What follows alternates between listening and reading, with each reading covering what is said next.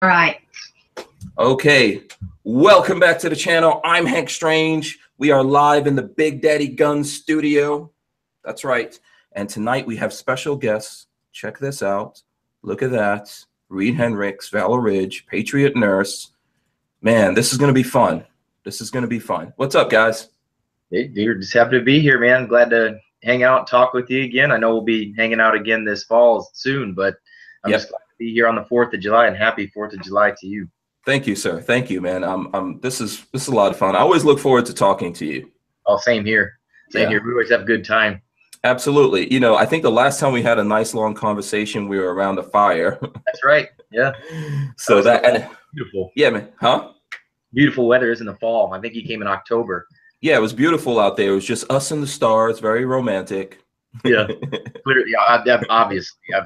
This is the people show, is it not? Yeah. Well, no, I mean, you know, we could. This is rated whatever. You know, so definitely we've got Patriot Nurse. She'll be in and out, I guess, dropping a few things on us. We would definitely like to invite her to come on the show, but right now we'll mostly be hanging out with our buddy Reid. All right. You guys, I don't know, you know, you guys should be Reid, what's your channels? What's the YouTube channels that you've got going? Is it Valor? No, this is my first and last name. Reid Henrichs is my channel. Okay. That's it. Nothing special. Right. What about social media? We were talking about this behind the scenes. So, I think that it's limited to Facebook, and I only do it because of business. I like showing like pictures of the class or like news articles. It's just Reid Henrichs at Valor. So okay. No like dynamic explosive response or anything like that. It's just my name. Look at that. You should see the look that Rachel's giving you. I know you're just trying to be mysterious, right? Oh yeah, you don't clearly as high speed as possible. Yeah, you know, sometimes you seem like such a nerd, and then if folks saw like it was a battle behind the scenes to get this to go. But I'm glad we got it up and running. Yeah, absolutely, man. I'm glad to. If we give it enough time, we'll figure it out. Yeah, absolutely. And, you know, I know there's some folks who are behind the scenes and everything. Definitely ask us questions. Lola's also here in the background, and she will pass on questions and stuff like that to me. First of all, Reid, do you want to just tell us a little bit about who you are and what is Valor? Oh, sure, man. You know, what we do at Valor, we teach everybody, you know, in pistols and rifles how to protect themselves and their family. You know, my background is military. I was in the Marine Corps. I was an infantryman. I was an 0351 anti-tank assaultman. Also did law enforcement as well. I was on I did like undercover narcotics and vice and patrol, and also part of a task force sent down to New Orleans for Hurricanes Katrina and Rita. So also a lot of commercial firearms training as well. It's been a fun-filled 18 years, man. A lot jam-packed into amount of time. So it's just like the 30-second you know, summary of everything. But we train everybody: police, military, you know, regular folks just out there in varying experience levels. If you've never shot before, or even if you shot quite a bit, you know, we train everybody despite their experience or skill level. Yeah, that's what I like about you, man. You're really deep, you know, on the front of it, on the face of it. If you just look, you know, you see a rough and rugged kind of easygoing guy, but if you really dig in, I find you to be deep. You've also got a pretty good education. You want to tell folks out there what kind of education you have? Oh man, I just wrote all the papers and said all the smart words and like broke out the thesaurus all the time. But no, I got a bachelor's in science and history, and also social science and history education as well, master's in history, and completed all my coursework for my doctorate. I just don't want to pay $15,000 to write a 200-page paper. That's all. I don't know. You don't want to be Dr. Reid? I mean, if it's in the titles and stuff, but I mean, really what I wanted is to go do like law school, and then people would have to call me Esquire. Oh, nice. Yeah, that sounds like Bill and Ted. Yeah, exactly. You're the only one who's ever got that, man. I know. The only one who's ever got that. Those are my favorite movies, man. Oh, yeah. Very cool. So give us a little bit of background of what goes on at Valor training. I know you touched on it a little bit, but for folks out there that don't know anything, what and where is Valor? Because I think one of the really, really cool things about it, other than the fact that you're there, is the location. It's really beautiful. Oh, thank you. I know we had a lot of fun. Well, we're in the Cumberland Gap area. It's a 3-state area. We're in Tennessee, but we're literally like 5 minutes from the Virginia border. about 10 minutes from Kentucky. So it's where Kentucky, Virginia, and Tennessee meet. It's the Cumberland Gap, and if you know history in that, it's where Daniel Boone spent a lot of his time crossing through the mountain pass. And it's a historical area. You know, it's a beautiful place. It's in the foothills of the Appalachian Mountains. Pretty good terrain, and just a traditional place. You know, and it's, you know, we found it to be perfect for what we want to do, which is train people how to defend themselves. Okay. So when it comes to training, I know you've done lots of different training in lots of different places. You want to touch on that real quick? I know I've had a few different trainers on here, Yeah. of all sorts. Oh, sure. So, yeah. Yeah.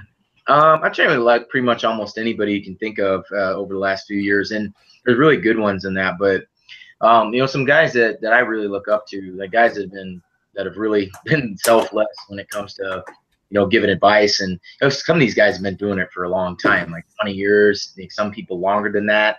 Mm-hmm. And it's amazing, like how generous and how well, the word I'm trying to find is like how much tact and how much poise that they have. Just absolute like gentlemen by every meaning of that word. You know, guys like Paul Howe at Combat Shooting and Tactics down in Texas. Guys like Bill Rogers and Rogers Shooting School and LJ, Georgia.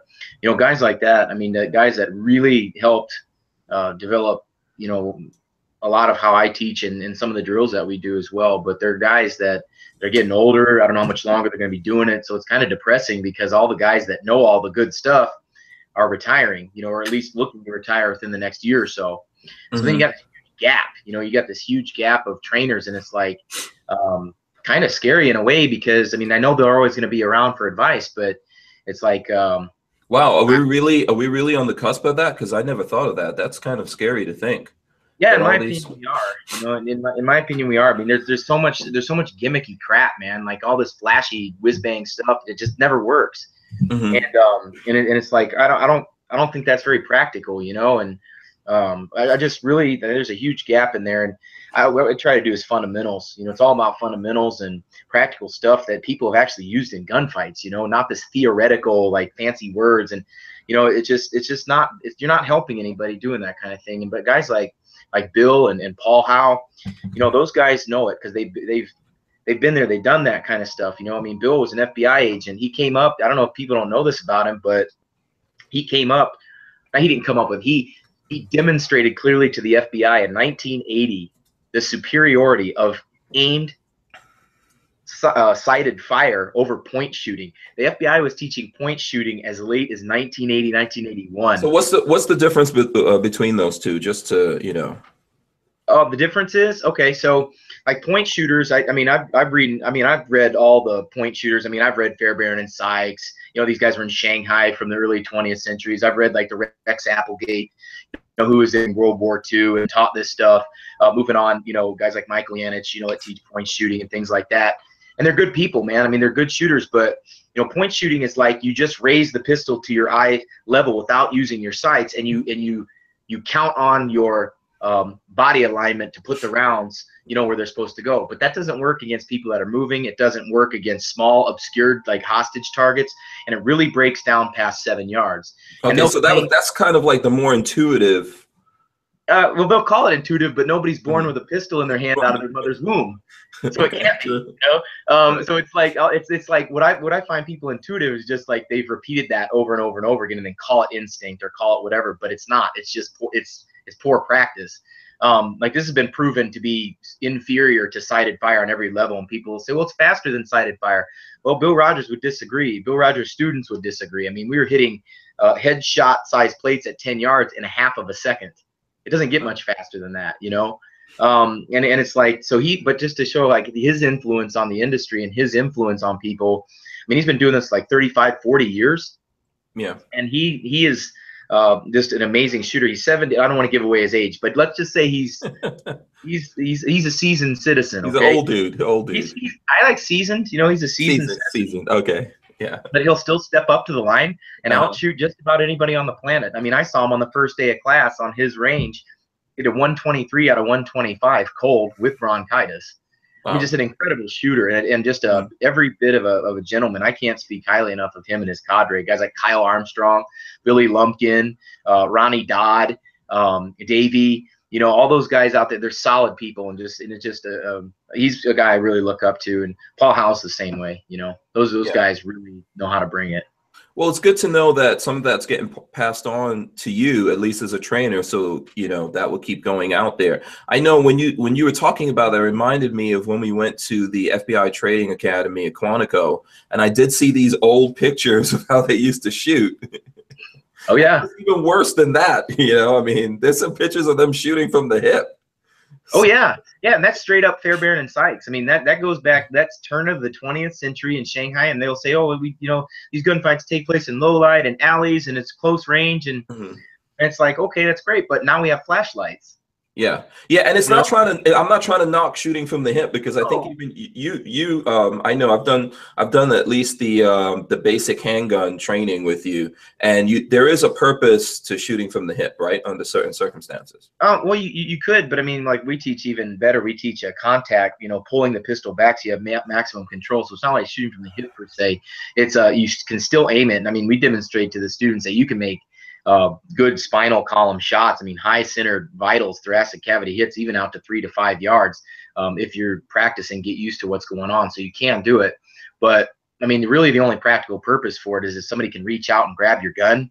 Like, I don't want somebody reaching out and grabbing my gun. I want it close to me. So there's a lot of different things about it. But yeah, the older people, I mean, the older stuff that they were teaching, hip shooting and all this and that, people have found that sighted fire is superior to it in every way, and not only in terms of accuracy, but in terms of speed. It's a wash. Yeah. If there's no advantage in speed, then why would you use it when you're sacrificing accuracy? And I just, you know, I think that, you know, when he proved it, he actually shot against their big time point shooter at the FBI Academy and ended up smoking him pretty bad. Okay. So it was. But you know, it's kind of like, just shows you that it's never too fast to use your sights. There's always time to use your sights, and there are two types of shooters: those that use their sights and make hits, and those that don't. Right. So, and there's definitely an evolution over time. I mean, and we're still evolving to things. And I think some of those guys out there that do some of the super fantastical ninja stunt stuff that you're talking about would say that that's what they're trying to do. But I think there should be a happy medium or balance between that, because you don't want to go over the heads of people and not only give them like, you know, bad information, but information that's going to wind up getting them or other people they didn't want to hurt. Yeah, man, it's kind of like, really, I mean, there's really nothing new. Like, there's not going to be this new stuff. It's kind of like, I mean, how are you going to reinvent fundamentals? You either line your sights up if you have a good sight picture, or you don't. Yeah, unless we totally reinvent the gun. I don't know what that's going to be. That's not happened in a long time. Yeah, I don't see heat-seeking ammunition coming into play anytime soon, you know? So it's kind of like, you know, we're still going to have to execute geometry. Like, we're still going to have to put the sights where they need to go. We're still going to have to move the trigger without disturbing the sights and all that stuff. Like, I don't know how it could be any different than anything else. It's just, you know, I like setting the bar pretty high for people. Like, that's why we use small targets. You know, we use drills that, you know, teach a variety of different skills.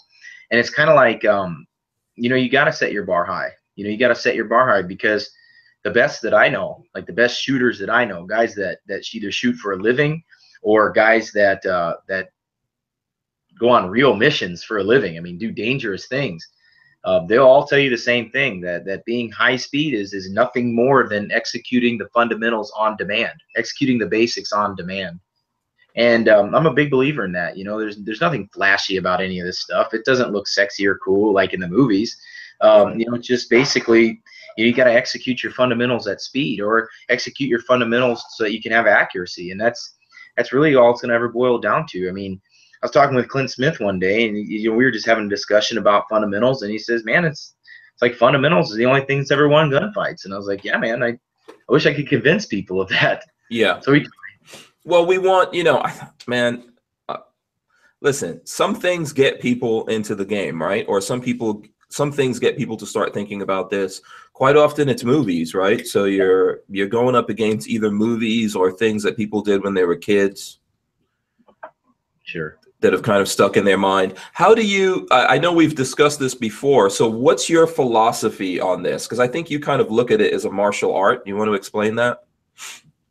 Yeah, I look at it as a martial art. There's a lot of crossover. You know, I mean, we've trained a lot of cool guys you know, that have been pretty high level martial artists, whether it's Brazilian Jiu-Jitsu, some Greco-Roman wrestlers, you know, some really cool people. I mean, guys that that compete at the highest levels, you know, guys that, like, if you got on the mat with them, like, you'd last about 5 or 6 seconds tops, you know, and that's probably insulting to them. It'd probably be less, you know. me, it's not.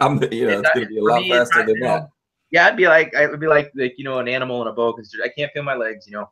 But but they'll all say there's a lot of crossover to it, because there's certain things that you got to do. I mean, you have to have fundamentals. You got to have your foundation. You got to have your building block. You know, people want to sometimes build houses without having a proper foundation. You look at different. I mean, look at musicians. I know you like music. I know that you have the history of working with musicians. Right.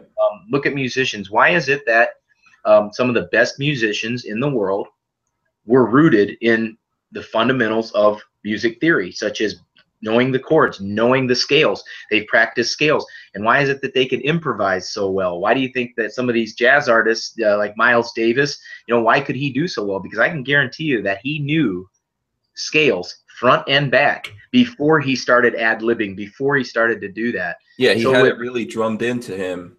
Exactly. And with firearms, it's really the same thing. You've got to be rooted in your fundamentals. You've got to have your proper draw. You've got to know what a proper sight relationship looks like at various distances. You got to know how to manipulate the trigger without disturbing the sights, and how to grip the handgun so that it's firm in your hands. You got to know how to clear your leather and get on it and use both hands, you know, your right hand or your left hand. You know, you got to know all these things before you can really start to operate those kind of things at speed. But even when you're operating at speed, you're not really changing what you're doing. You're just eliminating inefficient movements, right? Like, you'll see some people reloading and they'll do all, you know, all this stuff, and it's like moving, their head's moving, the gun's moving, the magazine is moving, but all you got to do is bring it up and put it in and go. Yeah. I think for you, I think if people are looking on the outside, that you might look like you're going fast, but to you, you're probably not. You're, you know, what is it that Einstein said? Something about relativity and speed and how it looks based on what perspective you're looking at it from. Yeah, it's not. And then, like, when you practice enough, like, you realize even something like 1/4 of a second, 0.25 seconds, right? When you get to the point you practice that much, you feel that feels like an eternity. You know, it's like wait a minute, that felt so slow, or oh, I really got it fast on that one. And it's only 1/4 of a second difference. And so to other people it looks fast, but to us it's like we feel, you know, we feel it if it's fast or slow. So but that just comes through repetition and is constantly drilling your fundamentals. I mean, every week, you can ask Patriot Nurse this. I am handling my firearms every day, right? Handling them every day. It's true. I'm handling, because we're doing reloads. You know, we're doing stoppage clearances. It's very distracting during a movie on date night. It is part of the date night. Like, okay, I'm glad to know you're not the only one that does that. It's perfectly normal, you know. And guys out there, if you're watching this, like, life's too short to date girls that don't like firearms, man. Yes, amen, brother. Amen. I mean, there's too many of them that do. There's too many of them that want that stuff, you know? If she's not into guns, that's the first bad sign. That, along with, like, when you open the door for her and let her in, you know, does she open the door for you or not? Exactly. Yeah. I mean, there's all these signals. The more experience that you get, the more, like, goes and no-goes that we have. It's kind of like pistol stance. It's either go or a no-go. You know, yeah, so, I know it seems to guys out there. I mean, we're off track a little bit on the subject of relationships, and I talk to a lot of gun guys, and some of them tell me, man, it's kind of lonely, kind of tough out there to find someone who believes in the Second Amendment, believes in guns like I do. And I say, okay, it might be tough, but keep looking, because I'm not compromising. Oh, you know, I mean, I didn't even find. You know, I mean, you got to think, man. I mean, I'll be 36 next month. It's like hard to believe, you know, but I didn't. Man, I waited 34 years, you know, before I found, you know, the person I'm supposed to be with, you know, and she's awesome. She can shoot, man. Yeah. Like, she can, I mean, she's out of the holster at into the target, like, in no time. I was like, wow, that's solid. You know, I mean, she'll surprise you with how fast she is. And, but yeah, I mean, life's too short to deal with the kind of people that aren't into the firearms. I mean, there's compromises on certain things like the toilet seat, and, you know, there's compromise on, like, the hairball in the shower. Or maybe, or what side of the paper, like, do you have the paper hanging down or flipped over? I'm a hanging down guy. yeah, it's all negotiable, but what's not negotiable is, like, the guns in the house. You know what I mean? Right. people are going to be like, well, it's like, we got kids. Great. All the more reason to have them in the house. Okay. How about to keep them on your body? Do you ever think about that instead of leaving it in the drawer on top of the, on top of the dresser? How about just putting the pistol in the holster and wearing it? Because if you get disarmed by your kid, you probably shouldn't have a gun to begin with. Yeah. So, and the place that you feel the most safe and comfortable is where you're the most vulnerable at. So you should always have something on your body. I know I do when I'm in the home, when I'm at home. Speaking of home, how's the hacienda? Oh, it's great, man. You got to come out there. You still haven't come out to the hacienda. It's hot and humid right now. I've heard in Florida it's hot and humid in the summer. Yeah. It's this magical thing that happens. But we were out there. What's today? Today's Tuesday. We were out there on Sunday all day. I'm all bitten up. You probably can't see it, but I've got like bug bites all over. I mean, Florida is really it's the jungle, my friend. It is. Yeah. Hopefully we'll. I'd love to come down and and you have a proud moment in your life, didn't you? This fall semester of school. Yes, my son, Angst. We call him Angst Strange, and that Angst is actually his name, believe it or not. And he went off to college. He goes to FSU now. So, yeah, man. Yeah, that's pretty awesome. Yeah, so when we were talking about kids, and when my first son came along, this happened with the second one as well. But with him, it really like sunk home to me. I was like, wow, everything changes from here, and I'm responsible for these lives. And there's so many things I need to teach them and do to raise them up. And I'm like, it's a huge deal for me that he's 18 years old now. He just turned 18. He's off in college, and he's on the way. And then we've got his brother, is right behind. We'll be kicking him out pretty soon too. What do y'all? And you're gonna have the place all to yourselves. Yeah. Then I could walk around instead of them walking around pretty much naked. Now I could do it. Yeah, because you see, for some weird reason, it's my house, but they can walk around with like almost no clothes on, but I can't do that. So, I mean, that's how it goes. All right. So Lola is telling me that we should have a little bit of discussion because I know there's some questions and things like that coming in. And Lola says, like, you're a history buff. So she wants to get your take on the 4th of July, since we're doing this as a 4th of July show. Sure. So hit us with it, man. Yeah. This is a very cool holiday. It should be celebrated across this country. It should be very near and dear to everybody's heart because, the 4th of July, to me, is it's a shifting moment in not only just U.S. history but in world history, right? Mm-hmm. It's like one of the first times in the history of the world where a country was birthed with the idea that rights come from God as opposed to a king or a ruler of some type. Right.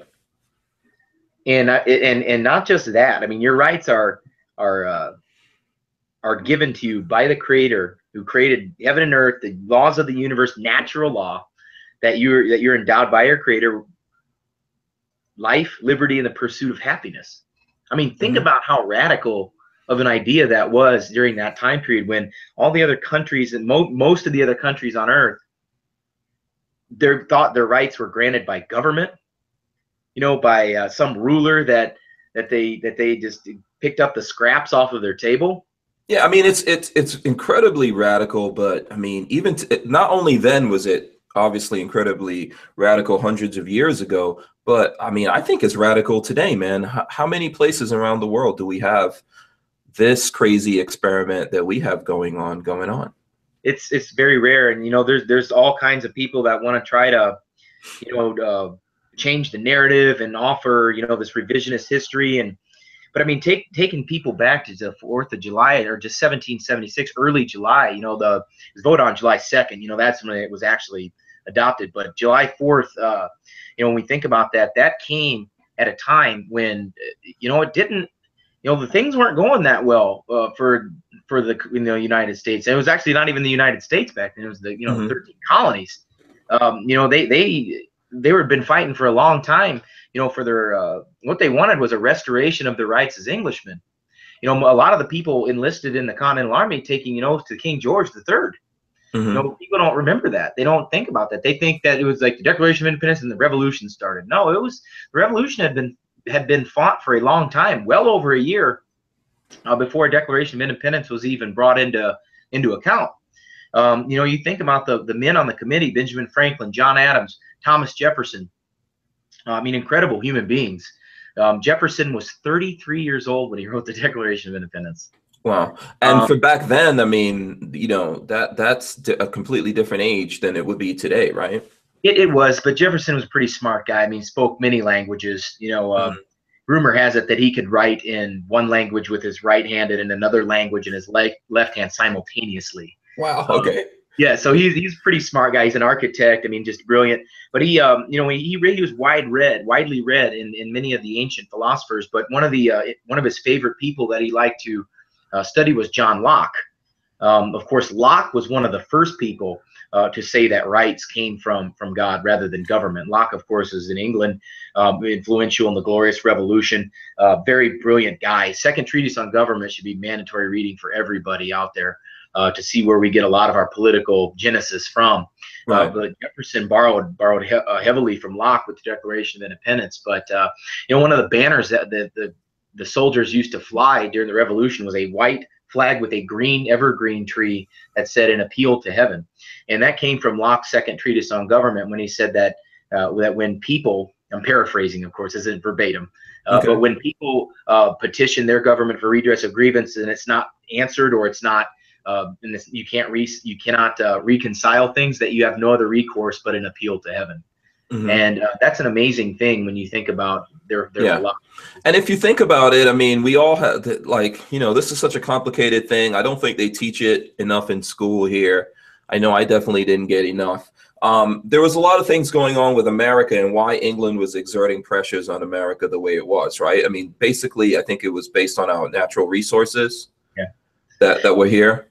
That's part of it for sure. You know, they also, what a lot of people don't remember about this also is that Britain had incurred a massive amount of debt from the French and Indian War, also called the 7 Years' War. That was the most costly war in their history, and they had actually doubled their national debt fighting that war to beat France and other countries as well. But they were heavily in debt. They couldn't tax their own citizens anymore. Their own citizens were already heavily taxed.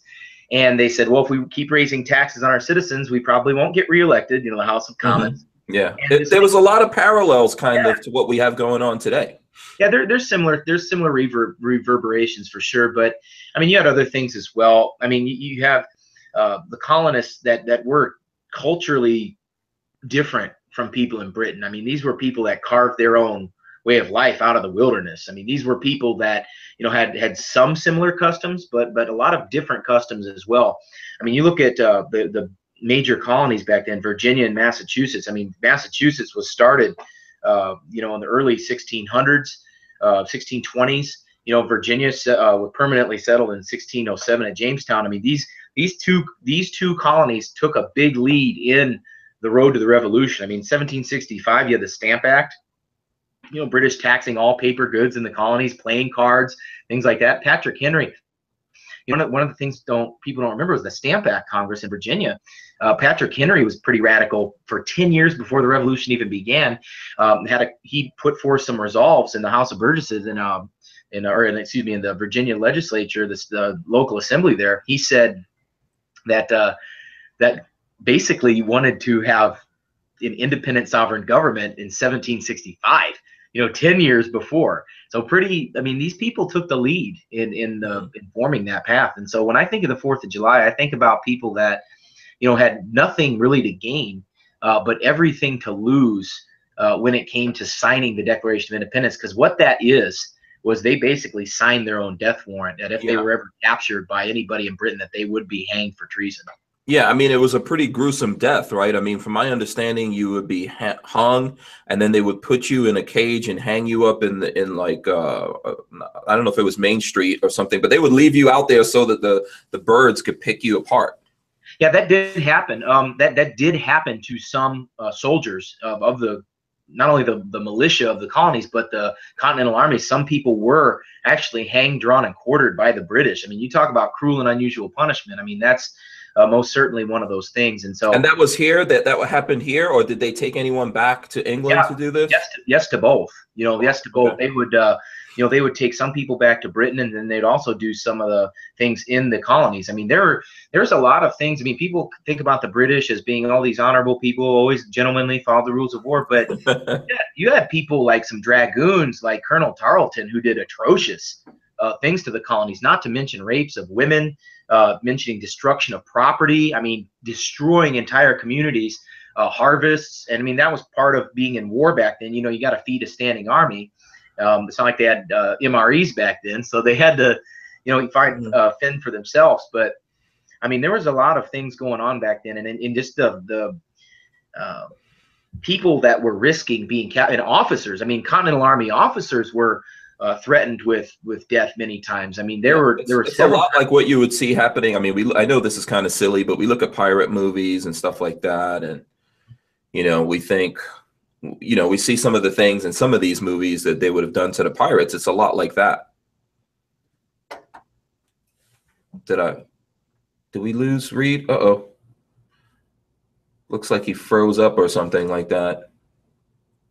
Okay, we're going to give him a second to join back in.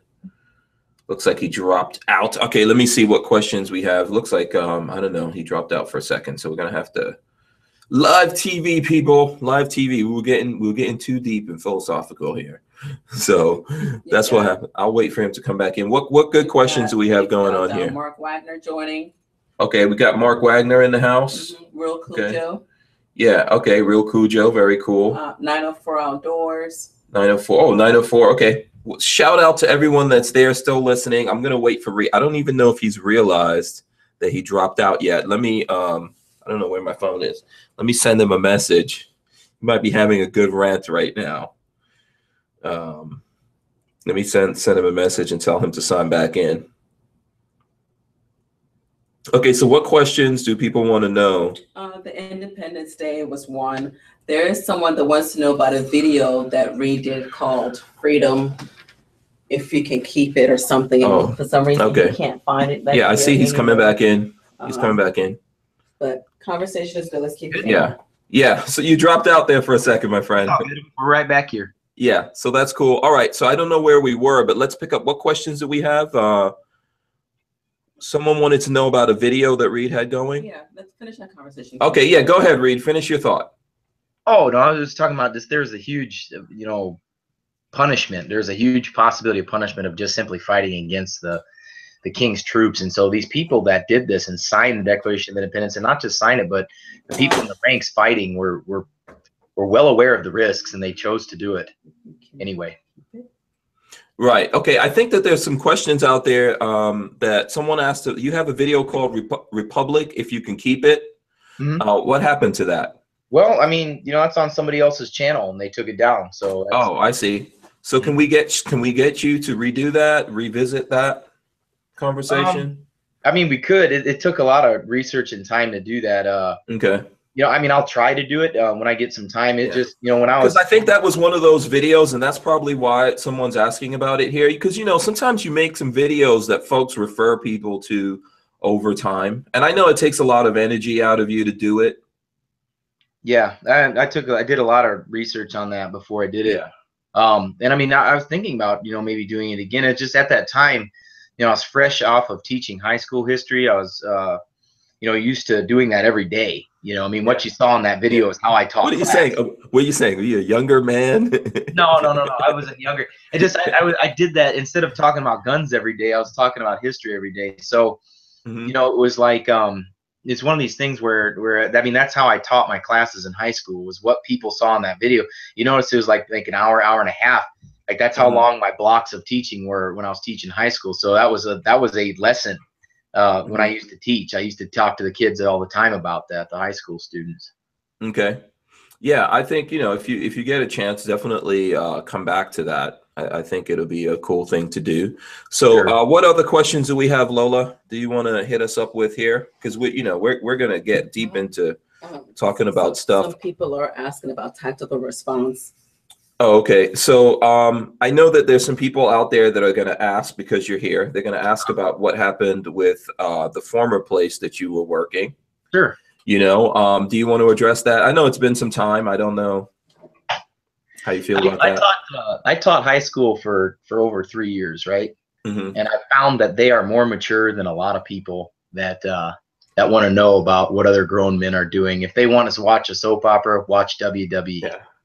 Yeah, you know, unfortunately, here's the thing about the whole, you know, the gun world. I think that let's just put it in the context of that, just to address it a little bit for folks out there. The gun world, what it really is behind the scenes versus what a lot of people see is a completely different thing. It's almost like there's a lot of like it's some to me, I put it in the context of wrestling. You know, in terms of wrestling not being real. So there's a lot of that going on. There's some people who are real and there's some people who aren't real. And, you know, and then there's folks, I think, like Reid, that prefers to just stick with being positive and inspirational and trying to teach people and move on and that not get caught in the quagmire of all those kinds of things. Is that right? Yeah, it is. You know, it's just basically about being professional. I mean, when you've got morals and when you've got ethics and when you've got a different philosophy, sometimes a break is inevitable. You know, when you think about other things as well. I mean, there's been plenty of people over the history of firearms that have started one place and then started their own schools. I mean, think about Clint Smith when he used to be at Gunsight. With Jeff Cooper, he left and started Thunder Ranch. It's just like people leave all the time. I mean, it's just one of those things. It's just people want to turn it into something that is just all rumors and hearsay, and that's fine. But we really don't care, man. I don't have time to think about stuff like that. I got sold out classes all year long. Yeah, you know what? I think that one of the things that, look, first of all, whether you want to realize it or accept it, you are kind of like a rock star in the gun community. And I know you might not, because you're so humble and all that kind of stuff, and you might not want to really look at it that way, but you are, man. That's the reason there's a lot of people out there that are emotionally connected to you, and that's what's going on. And I know that when I met you way back when, I always judge everyone individually. So when I meet people, even if I meet them with a group of other people, I always look individually at how we interact with each other. And I think that's why, we're still here talking to each other. We're still friends. That's how it goes in the world. Sometimes you meet people, you're friends, or you think you're friends, and then you realize you're really just associates or something worse than that. And everyone goes about their way. And I think there's like room for everyone in the world to live and do their thing. And, and it's, I get it. Like, I see why people are so connected to it, because for a lot of folks out there, this is really their world, and they really do care about all the players in it. Like Shakespeare said, man, all the world's a stage. And you and I, we're on that stage whether we like it or not. Right. So I know you don't want to get into the controversy of it, but people do care about it out there. Well, the funny thing is that there is no controversy. That's what people don't understand. There's no controversy, but they'll make. I mean, it's just. It's hilarious what people will come up with a lot of times. I mean, some people thrive on that stuff, man. Some people thrive on controversy. They need it to stay relevant or whatever. But I'm not one of those people, man. I think I'm busy working. I'm busy taking care of my range. I'm busy mowing the fields and the grass. I'm busy making videos for people. I'm busy keeping my own skill level up and taking classes from other instructors. I've got too much stuff going. I'm splitting wood. I just split like 2 cords of wood the other day, man. I sawed down a maple and an oak tree and and split it up. I mean, I'm trying to have a homestead on stuff. So it's a lot of fun, man. And I'm grateful for all the people and the students and people that are on the channel, on people that follow on the Facebook. I'm grateful for them because we have a lot of cool people that have come and trained with us. I mean, from anywhere from doctors to attorneys to college students to people that work in a kitchen, people that work at restaurants, people that are delivery drivers that save up for 3, 4, 5 months just to come to class. Like, those are the people that are there to learn, and that's the people we really focus on. Yeah, when I come out, well, I've been one time. I'm coming again this year towards the end of the year. I don't know if you want to like give out when I'm coming. It's always, yeah. I don't know if you even have any room left open. But when am I going in September, right? Yeah, so I'm gonna be. Is that probably the first weekend in September? Yeah, so sometime around the first weekend of September, I'll be there training with you, doing the rifle class.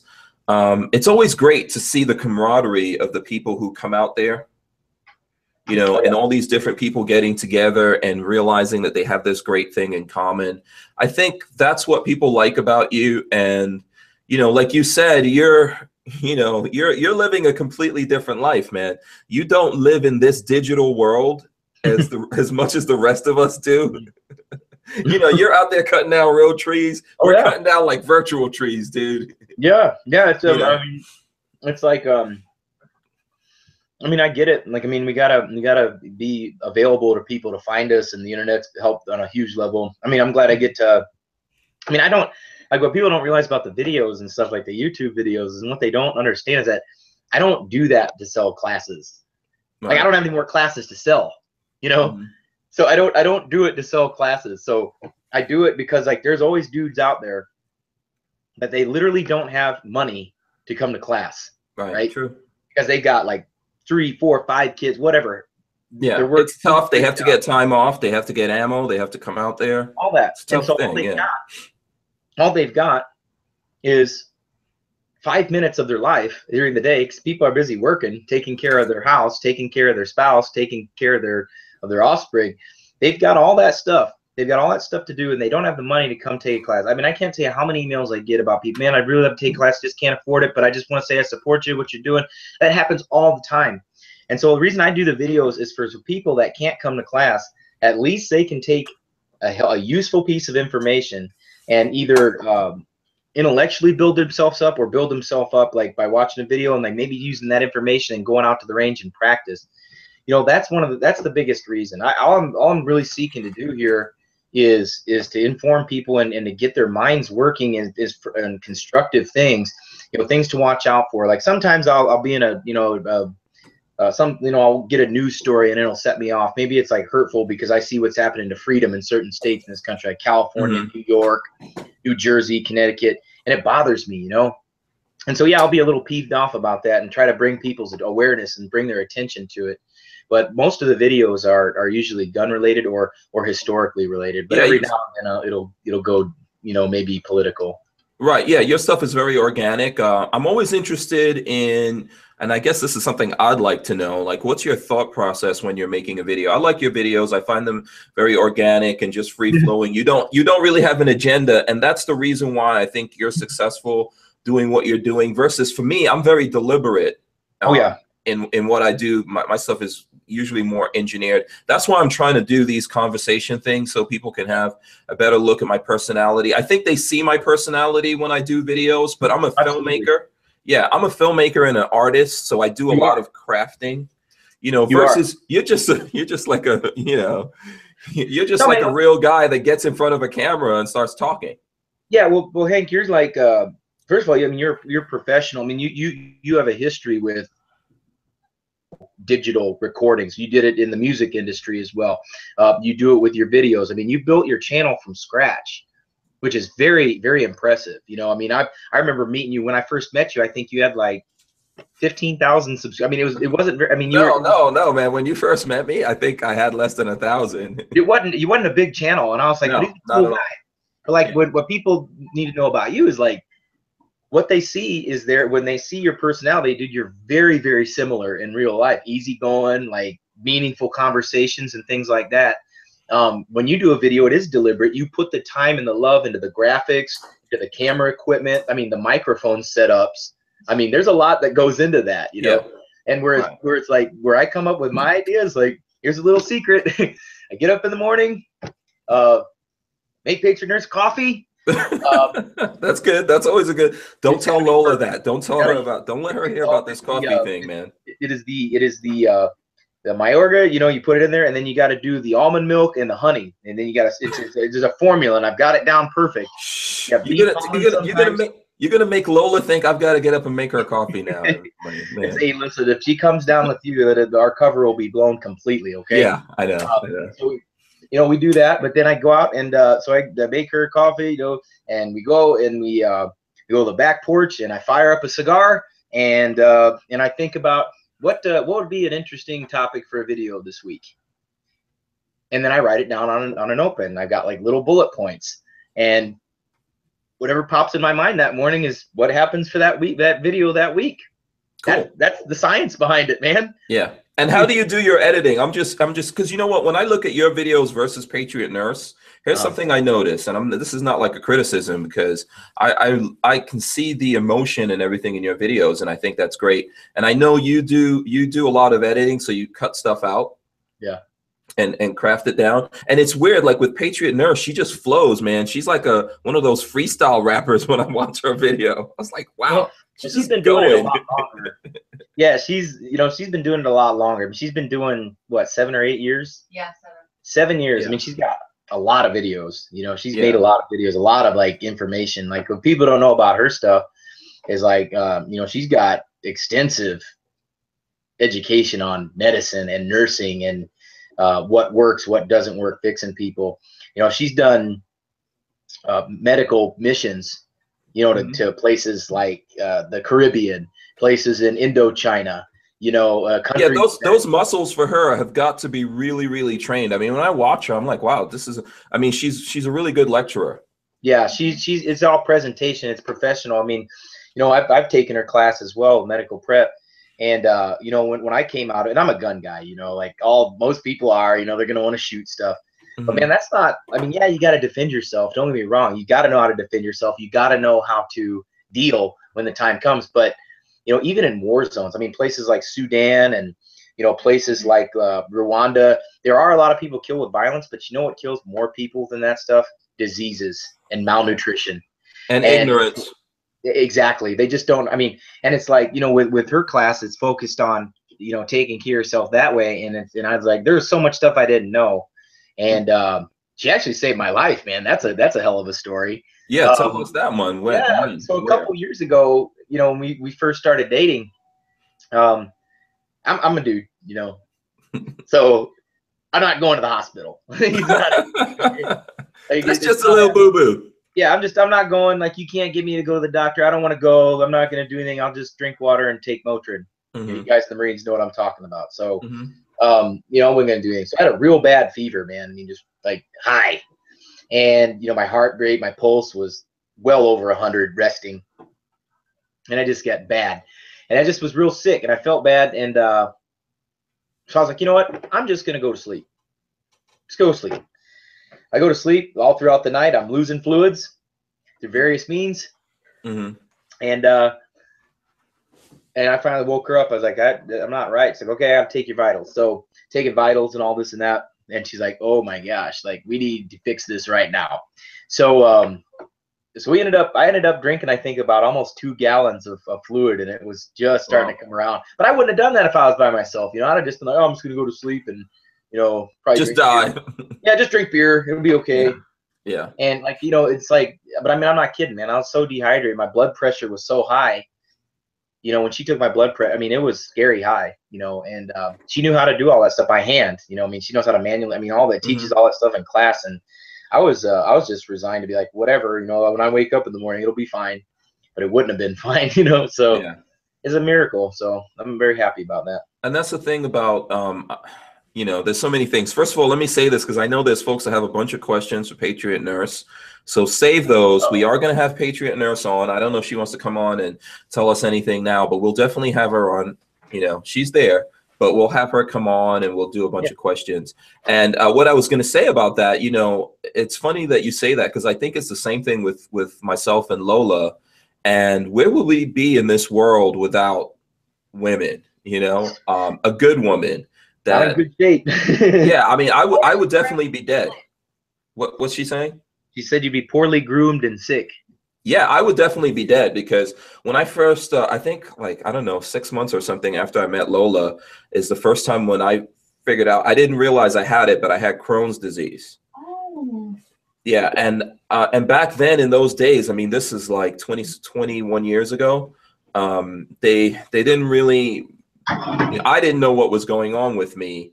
And I just had these stomach problems, and I literally didn't eat for, I don't know, like more than a month. I mean, I had wasted down. I think I was like 155 pounds.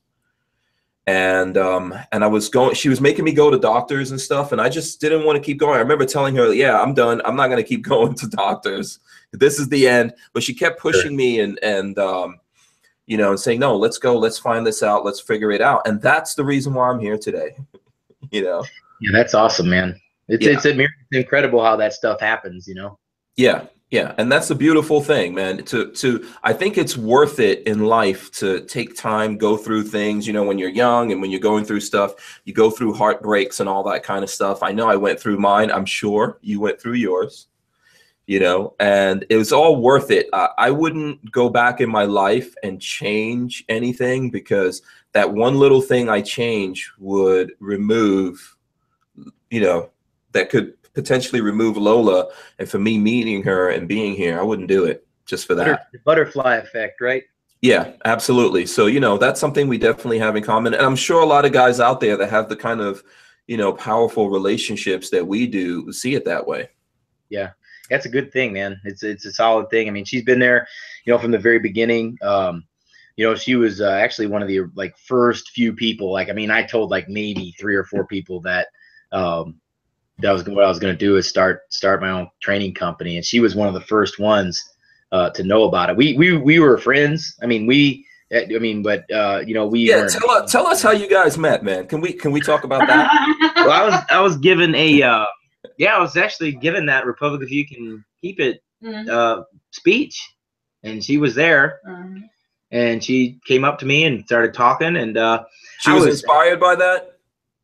What were you? Yeah. Well, the first time that I heard him speak, I was just very impressed. It actually reminded me, the first thing that came to my mind was Jonathan Edwards. And people, I mean, he was a Puritan preacher back in the day, and people used to travel for miles and days to hear this man preach. And he would go for hours. He actually, a lot of kids study, or at least they used to before No Child Left Behind, the Sinners in the Hands of the Angry God. It was considered like a benchmark for, you know, for literary studies. But the first time I heard him talk, I thought, this guy is like Jonathan Edwards. Like, when he speaks from a position of like spiritual strength, you know. And it actually reminded me of Charles Spurgeon as well, like two really, really amazing orators, you know, like to read their works. But yeah, I was inspired by that. As a matter of fact, I was. Yeah. I don't know if you believe in reincarnation or not, but he's definitely an old soul of some sort.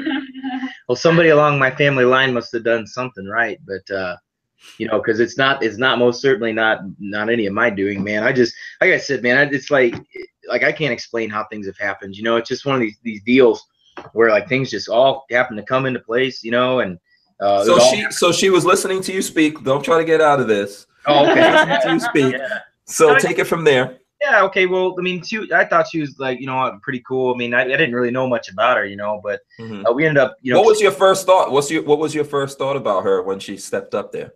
Oh, she's a sincere person. I mean, that's what I gathered. You know, I'm good at reading people for the most part. Sometimes people slide under the radar, but she didn't. And so we kind of exchanged numbers, and we texted, you know, here and there every now and then. I mean, you're both. So just to cut you off for a second, you're both very magnetic. So you felt that kind of like magnetism from her the same way she felt that magnetism? Well, at the time, I mean, I was actually dating somebody else, and she, you know. Now the plot thickens. Yeah. Well, it's one of those things like, man, I really wish this, you know, this could work, but you know, I'm with so and so. But but she, you know, she was not dating anybody at the time, but so she puts me in the friend zone pretty early. Yeah, the friend zone. And normally there's no escape. It's like the black hole of like no light will escape, you know. Yeah, Lola tried that nonsense with me, and I was like, hell no. No. See, here's what I want, right? Yeah. But it's one of those deals, you know, for communicating off and on, but nothing serious ever. And so one day, just eventually, you know, said, hey, I'm going to be out your way. I knew she was out in, you know, East Tennessee. I said, I'm coming through your way. And says, well, would you like to meet up? And I said, yeah, I would. And so this kind of just took off from there. I think it was like a week later we were official. So it was pretty early. And really? Yeah. Yeah. And ever since then, you know, here we are. Yeah, that's cool. So you guys kind of came together around the time that you formed Valor Ridge and all that kind of stuff? Yeah, right before. And that is, you know, it was right before it. And so we had a pretty positive interaction with each other. You know, she's somebody that I knew I could trust, and we just had an immediate rapport. You know, we had that kind of thing. Is like, you know, right away, just a sincere interaction. And it was just like, I kind of told her, you know, what was going on and what I was looking to do. And she says, do it. Like, you're gonna do awesome. I said, you really? Yeah, really? Okay. And And she was right, right? I mean, yeah, she wasn't wrong. The first person I told was my dad, who said, absolutely, like that is one of the best ideas you had in a while. And I told my other friends, and they said, do it, dude. It's gonna rock. You're gonna hit the sky. Did you always want to start a training school? I mean, I think you were a great trainer, you know, working within a school environment. Were you not intending on doing your own thing in the beginning, or was there always an idea in your mind, like, you know, it'd be cool to have my own school? Yeah, I mean, that wasn't ever my intention, man. Like that was never my intention. Was to be the best director of training that I could be, you know, and help, you know, revise the classes and help really take things to a whole nother level. You know, I always took pride, you know, in my role, because I've always been in a supervisory role, right? I've always been, whether it's in the Marines or, you know, in school, you know, coaching, things like that. And, you know, when I worked in out in Camden, I was the director of training, and, you know, so I always took pride, you know, in bringing things up, right? Making things. No, it's in the corporate structure. Listen, people may not. I mean, we're all alphas in the game, right? There's a lot of us that are alphas on different levels. But I think sometimes in a corporate structure, the most powerful thing you can have in a corporate structure is the number 2 guy. Yeah, is the guy who actually goes out there and does all the you know, the dirty work, the right hand, so to speak. So, you know, I think you function well in that role, and that's why I was kind of curious how you know, switched over. Was it like Patriot Nurse's idea? Did it just come along naturally? No, it was my idea, man. It was like almost like a necessary thing after a while. You know, when you realize that you're only going to do so many things, and you realize that, you know, you're only going to be allowed to do so much stuff, and then after a while, it's like, okay, I'm not. No. This is. I gotta jump to a bigger body of water, and so it was one of these things where it was kind of like that. It was very scary. I mean, it's very, very scary, and the way that I can describe it, like starting your own business and actually working for yourself. If anybody's ever seen the movie Indiana Jones in the Last Crusade, it's like there's the second test that he faces is that there's this big canyon that he's got to go to get the Holy Grail. Yeah, with no visible bridge. Exactly, and he's kind of standing on the precipice. He's like standing, you know, right here, and he has to take that leap of faith. That's what it felt like. I mean, there was no safety net. There's nothing there. All the money I had is the money I had. You know, I had X amount of dollars saved up, so I had to buy the property, build the buildings, build the range, develop the curriculum, get a cadre of guys out, and I did that in.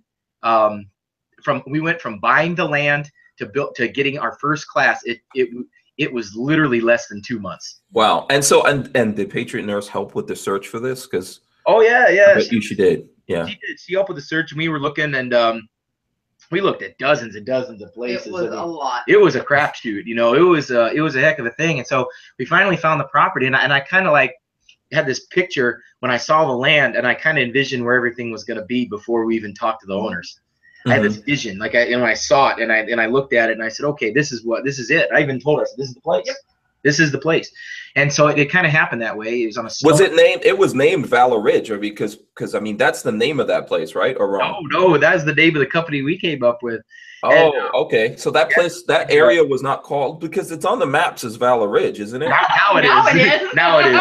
Wow, you guys really pioneered that thing, like originally it was 1160 Oak Grove Road. and really? So now it's the Ridge, but you know, it was kind of like something that was awesome, man. And it was just a heck of a journey up. I mean, when we did it, I mean, I've spent hundreds of hours just thinking about the curriculum and the classes, because there's a lot of things that I think people need to learn how to do. And it just, there's so many things that I wanted people to learn how to do in a pistol and rifle class.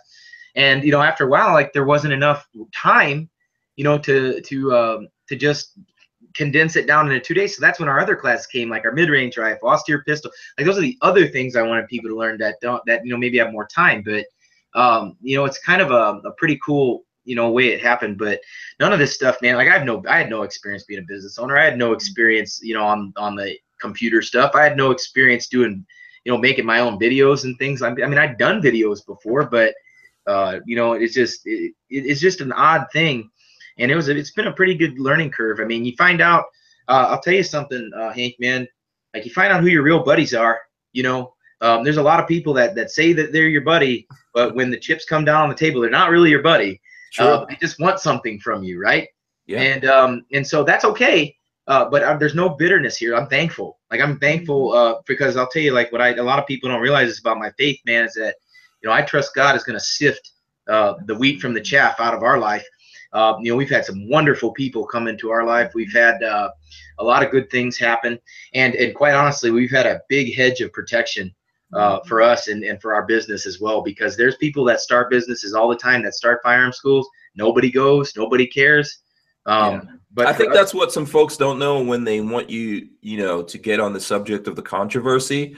You know, and I get that. I totally understand that. I think what people don't realize is that there's really lots of good people out there that stood behind you. Oh yeah. And helped you out. And you got to give kudos to those guys, because I think that's why a lot of times people don't stand behind other people, because they're afraid of all the negative that comes out of things, because that's what we see. And we never put all the positive, beautiful things that happen in that fire that you have to go through that kind of makes your metal. Oh yeah, man. It's a wonderful thing. You know, it's a wonderful thing. I've always, you know, I've always subscribed to the idea that you do the right thing, you know, at the right time for the right reasons.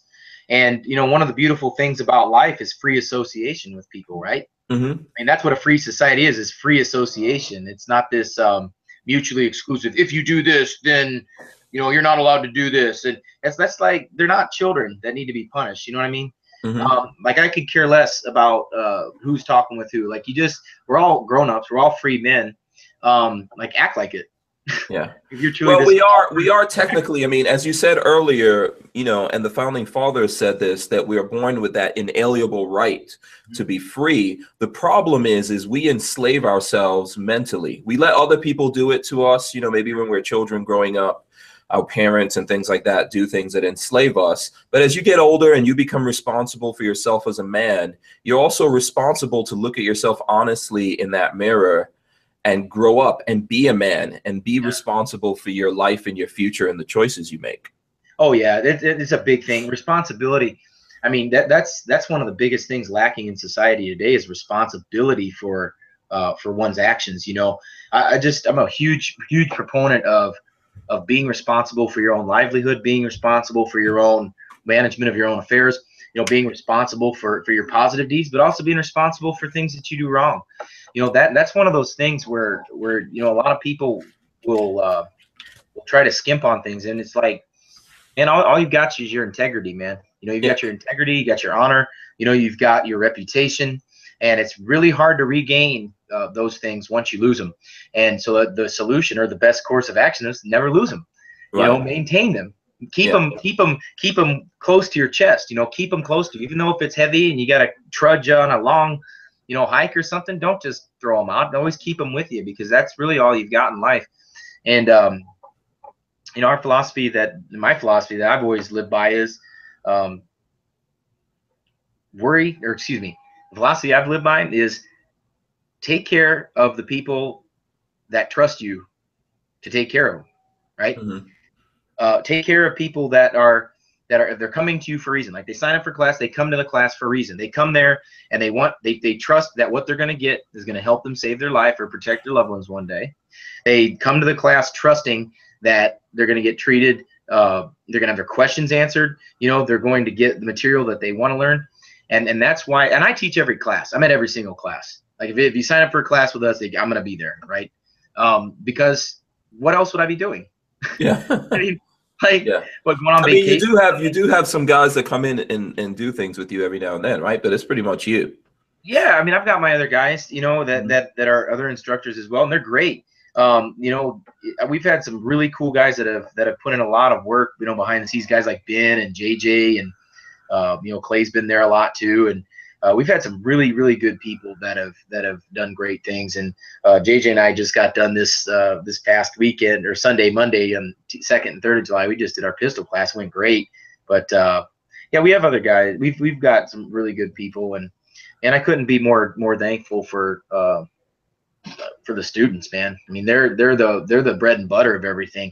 I think, like, it's easy to get frustrated sometimes. It's easy to, you know, I mean, you get the same question every single week over and over and over again. And I got to remember, like, I didn't answer them. I answered somebody else. Yeah, exactly. Yeah. Maybe that's why you know, you can help with some of that. Sometimes you can control the narrative, but you know, I get that. You know what I think? Here's something.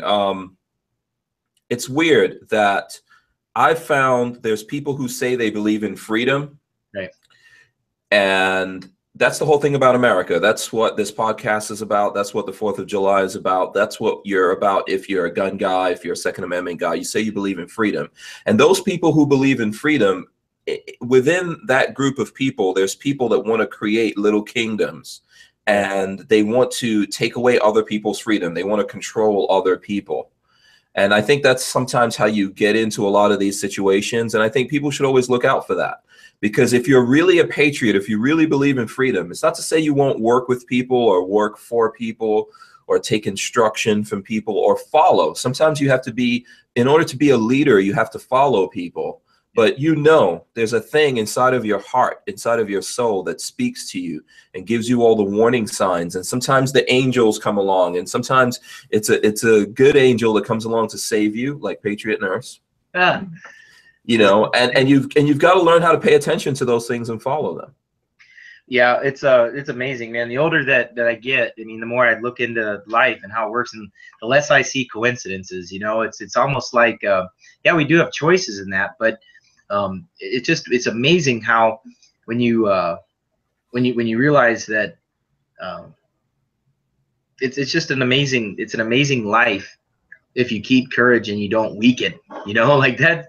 You know, that's the thing. If you have a good life and you don't weaken, that's the reward. I mean, at the end of my life, hopefully it'll be at 120. But at the end of my life, I want to look back and I want to say, you know, times were hard. There were difficult things. There were certain rough. Everybody faces trials. I mean, everybody faces ups and downs. But I want to be able to look back and say, you know what? I handled each situation to the best of my ability, and at the end of the day, I didn't worry about things so much. And now, you know, it's been a great year. I mean, there's really not a whole lot to worry about because we've got people. I mean, there's so many great people that have come, and then they're bringing their family back, and they're bringing their friends back. And it's like in any class, we've got 25–30% of the class that's already been there.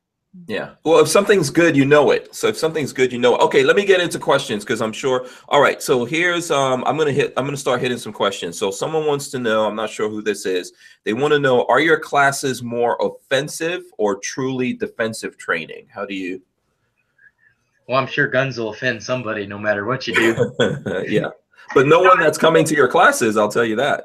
Oh no, we try to as far as offensive or defensive, I mean, I'm not like teaching people how to ambush anybody and like set up, you know, hey, you lay down at the you know, just try to persuade the jury that they made a move, even if none of that stuff.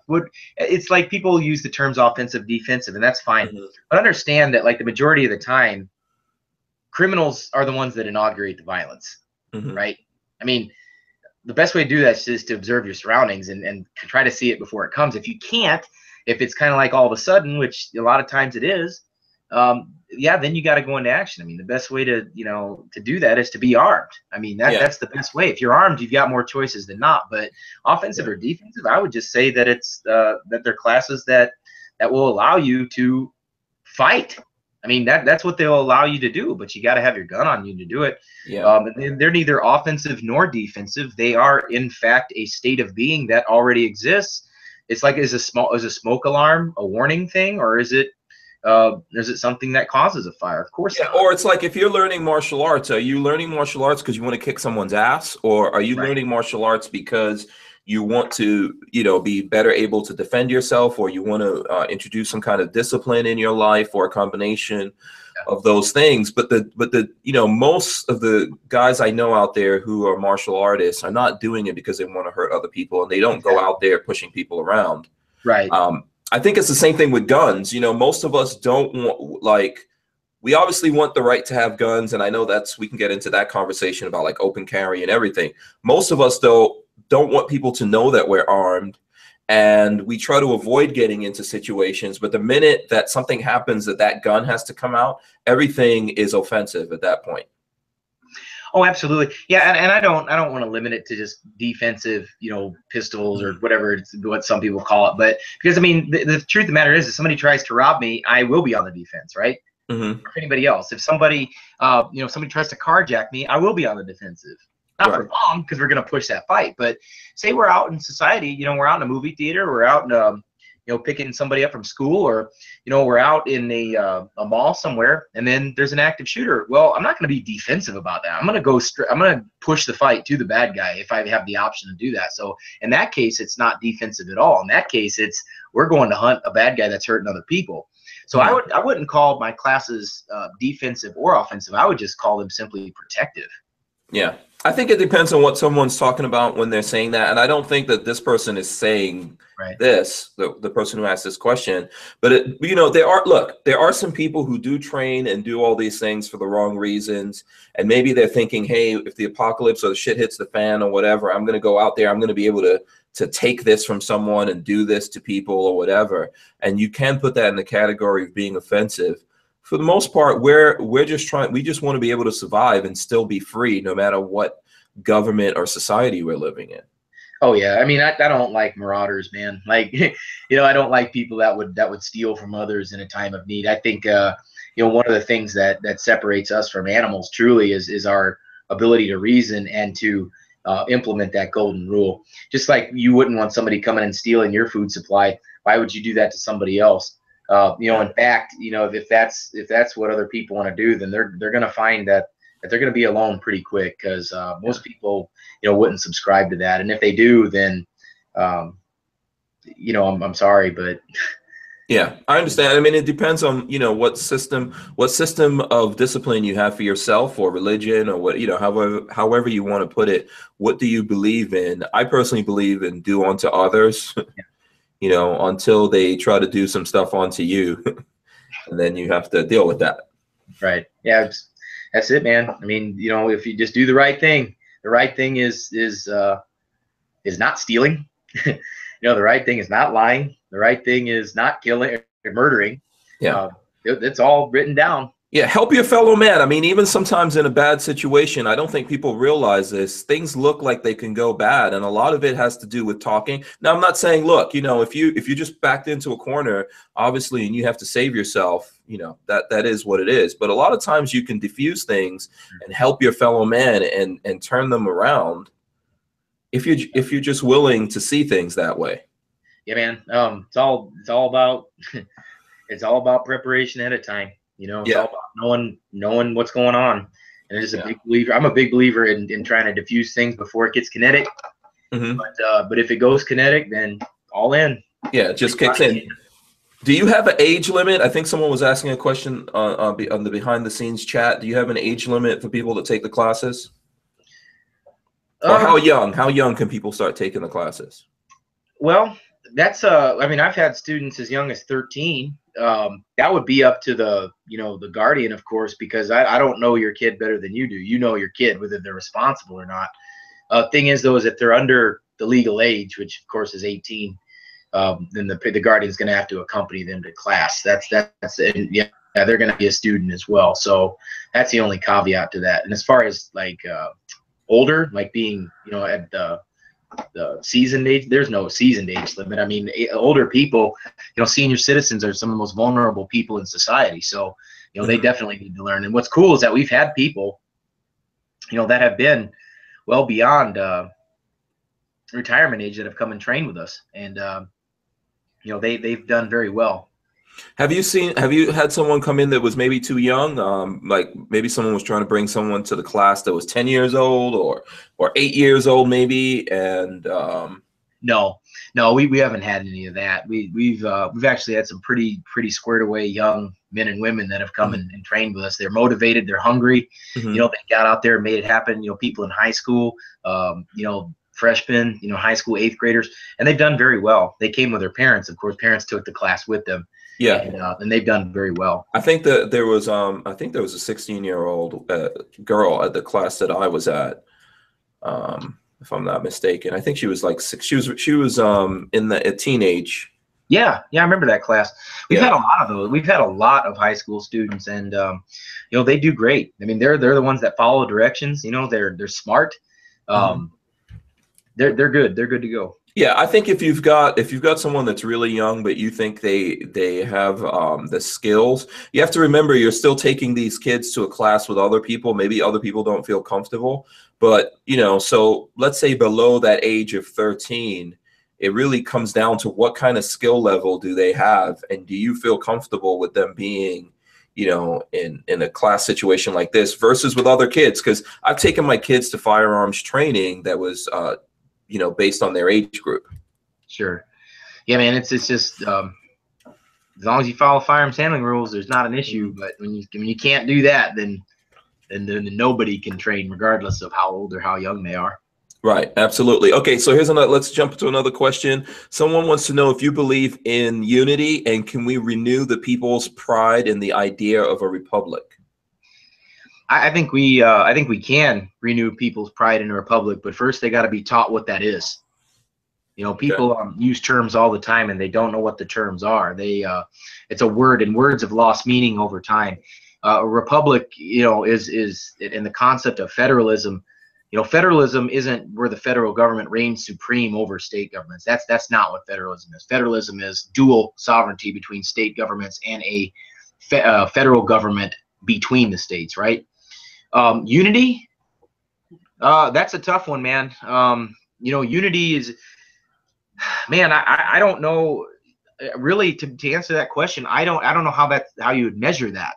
You know, how can you have unity with a group of people that doesn't believe in private property? Yeah, I mean, people are so diametrically opposed nowadays, and we're falling into camps. I mean, obviously there's gray area, but I think pretty much in America we've got like these two big, huge separate camps, and we could put Republicans even. I'm not just talking about Democrats or liberals. You can put Republicans in the camp of people who don't really believe in liberty and freedom because they're taking it away from us.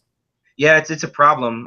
You know, I mean, you got on one, you know, on the extreme. I mean, you talk about people, you know, that are extreme. I mean, there's people that think that individuals should be taxed at 60 and 70%. And at what point do you stop being a citizen and literally start being a slave? Yeah, it's a little bit before that, but yeah, I mean, at that point you are approaching full slavery. Yeah, I mean, you can't have a free society that depends on the strong arm robbery of people that produce wealth. You know, I mean, it's wrong. You know, when you got people that say no, you can't have guns, and you got other people in the camp in certain camps that say no, you know, not only should you not have guns, you know, you shouldn't even be allowed to keep any, you know, you shouldn't even be allowed to drive certain cars. You shouldn't be able to burn wood. You shouldn't be able to. I mean, there's people that are just insane. So I don't know. Unity, you'd have to find a unifying principle, and if that unifying principle isn't freedom, then we're just treading water and not really going to shore or back to the boat.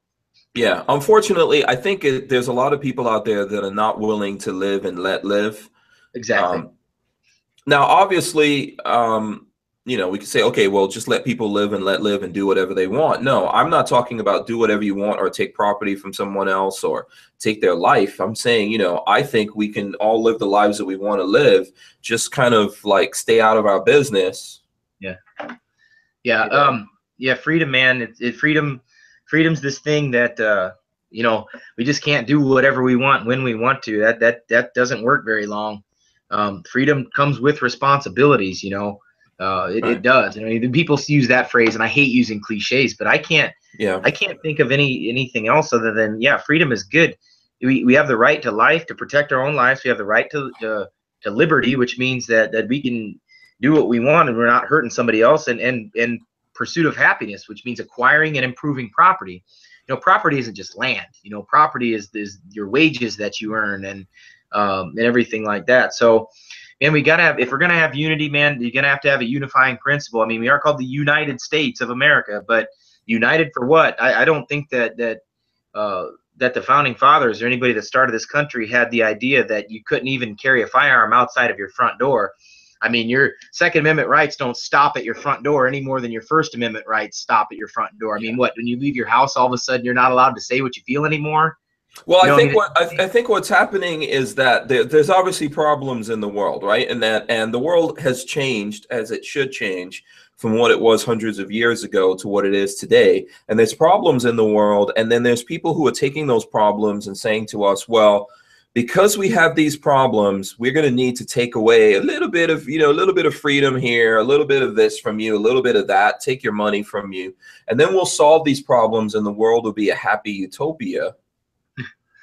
And honestly, yes, I think I would accept that the world has changed from what it was a long time ago. But as human beings, we haven't, the core of what we are hasn't changed that much. And there's bad human beings and there's good human beings. There's people who want to, live like vultures or parasites off of other people, and there are people who don't. I mean, I think a lot of it is still the same, and that's why those things should still apply. But there's people out there telling us, no, we should change everything because it was different then. Today, you don't need all these guns. You don't need this. You don't need that.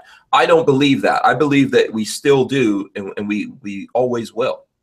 Yeah. I mean, the same people that will say, well, yes, the world has changed. Well, when has the world not changed?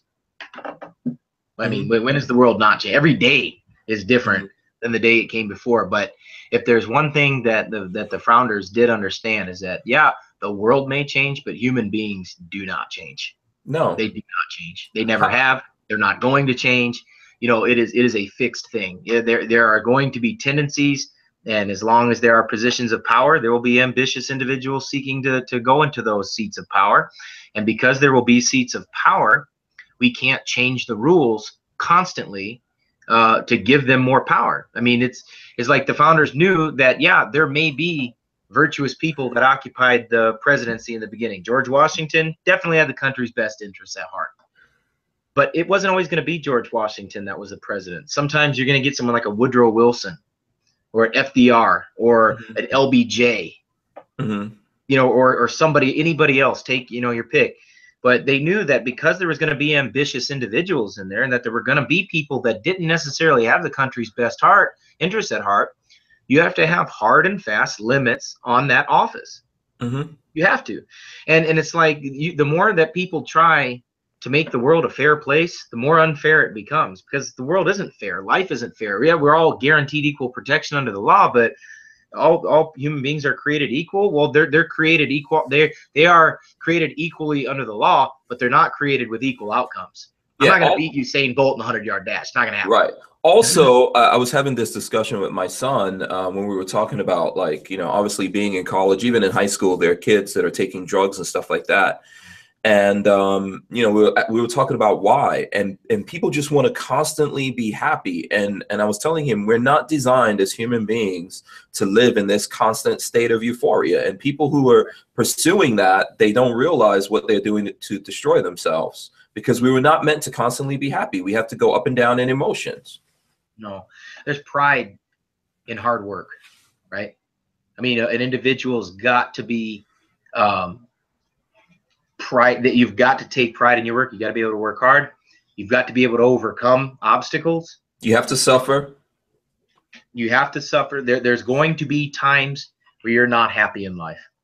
You've got to have times where you're not happy in life. It's just like every night, there's morning, and when it's winter, there's going to be a summer. There's going to be separation. There's going to be evil individuals. There's going to be good individuals. But it's like I'll tell you, man. I just really want to emphasize that limits on government are absolutely necessary, because government is, as George Washington says, like fire, a dangerous servant and a fearful master.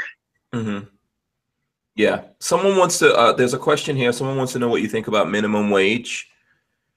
Do you have I guess that's maybe a little bit relative to what we're saying. I know folks out there want to raise the minimum wage, and there's all kinds of different things related to that. Yeah.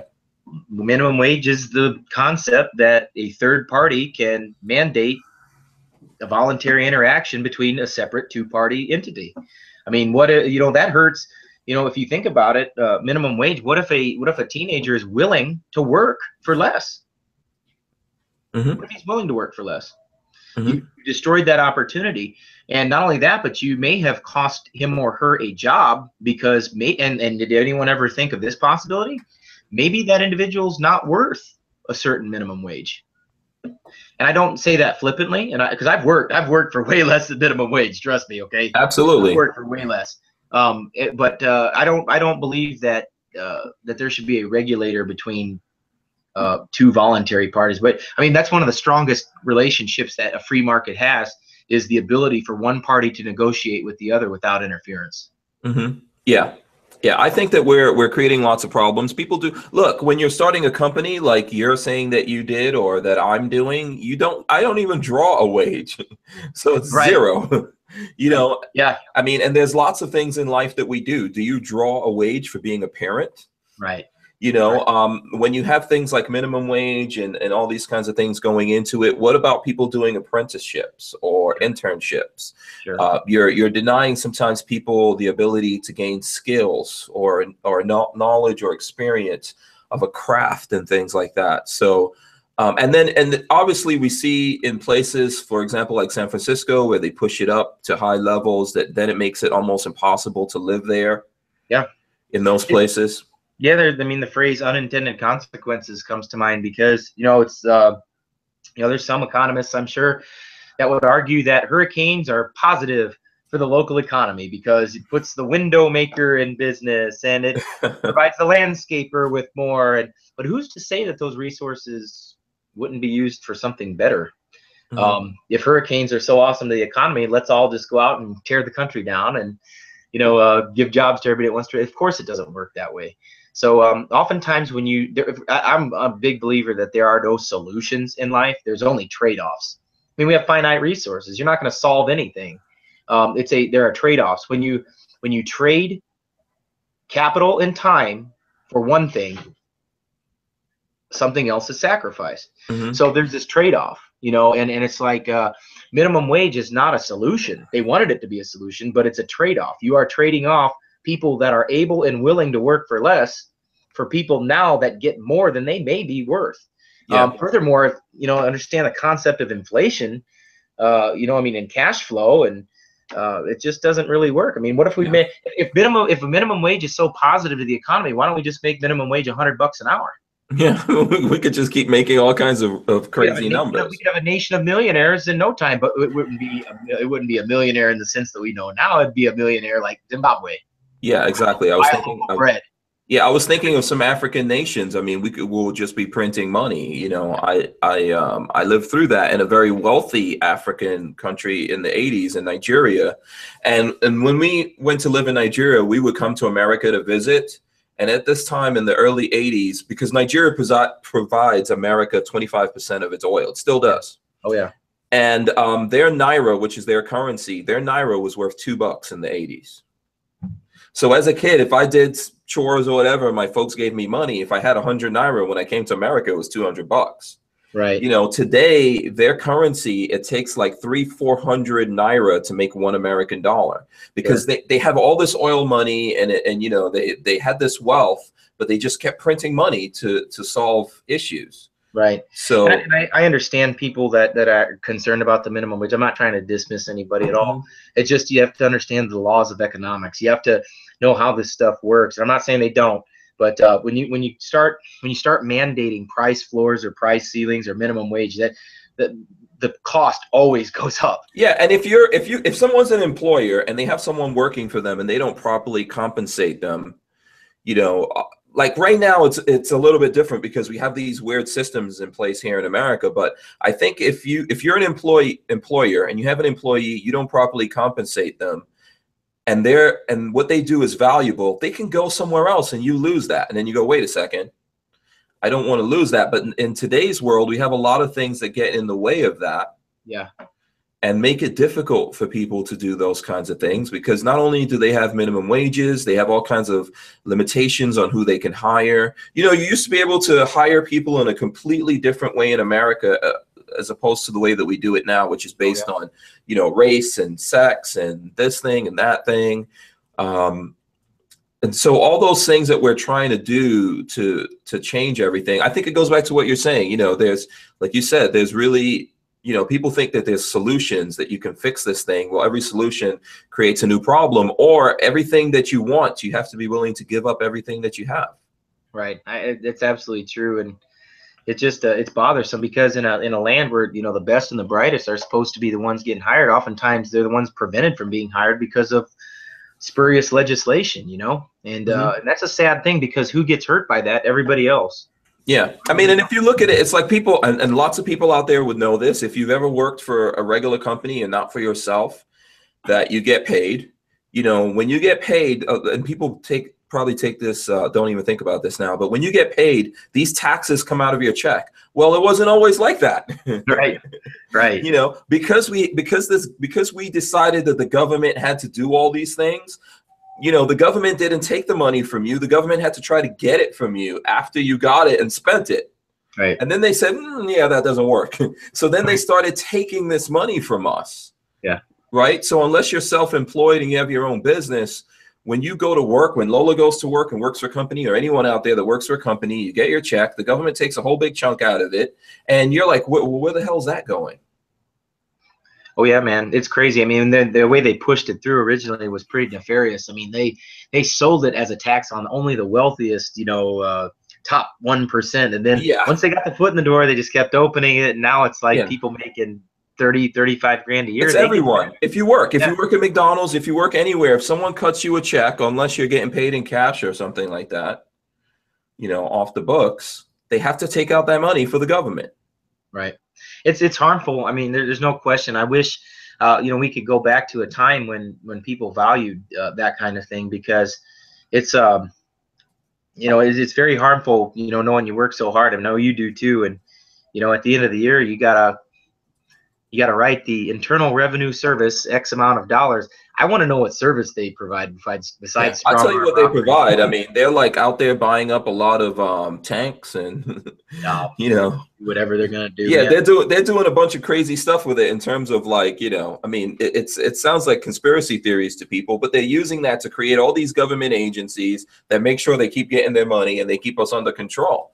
And maybe if they didn't have access to all this money, we wouldn't have all these government agencies. I would like that very much, because I don't have any problem helping my fellow American when they're down on their luck. I don't have a problem, you know, reaching into my own wallet and helping somebody out. You know, we live in a great country where, you know, we can help a man when he's down.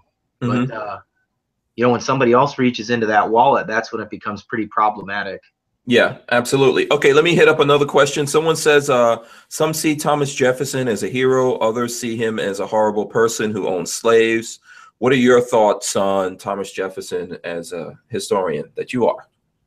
I don't think he was a horrible person at all. I mean, you know, it's always the slavery topic that comes up when it comes. And basically what people do when they say that is they make simplistic judgments on complex societies centuries removed. And, you know, slavery, you know, in the world has been a very common. Yeah, I mean, maybe we have to have the slavery conversation first of all, right? That's fine. You know, because I think that this is what people don't understand about slavery. I think a lot of people in America today, around the world, they think slavery is just like this unique thing to maybe Black people. Not at all. Not at all. Yeah. And so we have to have that conversation. It's obviously something that happened very recently on a grand scale to people of African descent. But it's something that's happened to everyone at different points of history, and that everyone today is also, I think there's people that are slaves of every single race, I'm sorry, not Reid, creed, religion, etc., that are slaves right now today, but it's happened to everyone as well. Yeah, it's one of these things. And Jefferson, you know, did you know that Thomas Jefferson actually wanted to free his slaves? He tried to, but the state law of Virginia would not allow him to do that. Okay. And when people actually think, oh, he owns slaves, he's this horrible person. I'm not for slavery. You know, that's not my thing. You know, even if it was legal, I wouldn't own one, you know, or two, or any number at all. I wouldn't do that.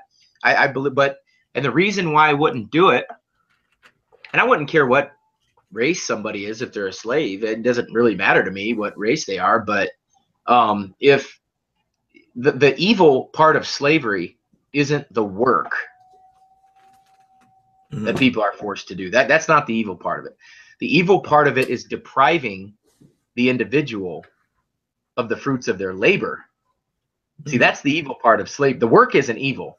What's evil is depriving the slave of the fruits of their labor. That's what's evil.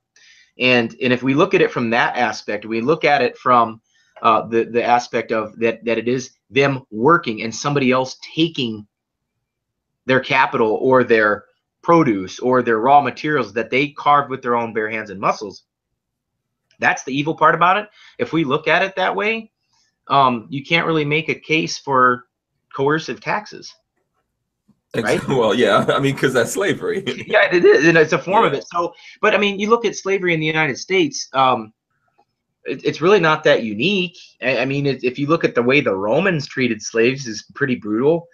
Look at the way the Egyptians treated my ancestors. I mean, you know, I mean, we're not sitting here whining about it. We remember the redemption. You know, we remember that we were brought out of slavery from Egypt, right? Yeah, I think as a I don't want to say this as a practical thing, but I think at a certain time in history, based on technology, the easiest thing to do was enslave another human being into you know, doing these manual labors or tasks or building things. So in other words, you just take people and however you want to put it, under whatever guise you want to put it, you force people to do things. I mean, everyone had this. Even though the British seemed to be anti-slavery, they had slavery in their times. There was, you know, they owned the people who lived on their land. Those people worked for them and all that kind of. This always existed, and it was just based on there wasn't the technology that we have today with farming machines and this thing and that thing. We just didn't have it, right?